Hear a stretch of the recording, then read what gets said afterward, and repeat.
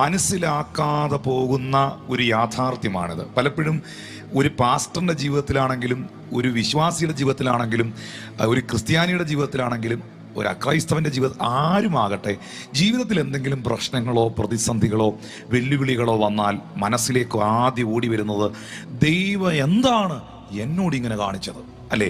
പക്ഷെ ആരും ചിന്തിക്കുന്നില്ല അതിനകത്തും ദൈവത്തിനൊരു പദ്ധതി ഉണ്ടെന്നും എന്നെ ദൈവം മടക്കി വിളിക്കുകയാണ്. ജീവിതത്തിലെ എല്ലാ പ്രശ്നങ്ങൾക്കും പരിഹാരം ഒരൊറ്റ വിഷയത്തിലാണ്. അത് ഇത്രയേ ഉള്ളൂ: ദൈവത്തിലേക്കുള്ള മടങ്ങി വരവ്. നിങ്ങൾ ആരും ആകട്ടെ, ഏത് മതമോ ഏത് ജാതിയോ ഏത് സഭയോ ഏത് സംഘടനയോ ഏത് ഡിനോമിനേഷനോ ആകട്ടെ, നിങ്ങളൊരു മനുഷ്യനാണോ? നിങ്ങൾക്കൊരു സ്രഷ്ടാവുണ്ട്. നിങ്ങളൊരു മനുഷ്യനാണോ? നിങ്ങളെ സൃഷ്ടിച്ചൊരു ദൈവമുണ്ട്. ആ ദൈവത്തിന് മാത്രമേ നിങ്ങളെ പൂർണ്ണതയിലേക്ക് നയിക്കാൻ കഴിയൂ. ആ ദൈവത്തിന് മാത്രമേ നിങ്ങളുടെ ഹൃദയത്തിനകത്ത് ശൂന്യതകളെ മാറ്റാൻ കഴിയുകയുള്ളൂ.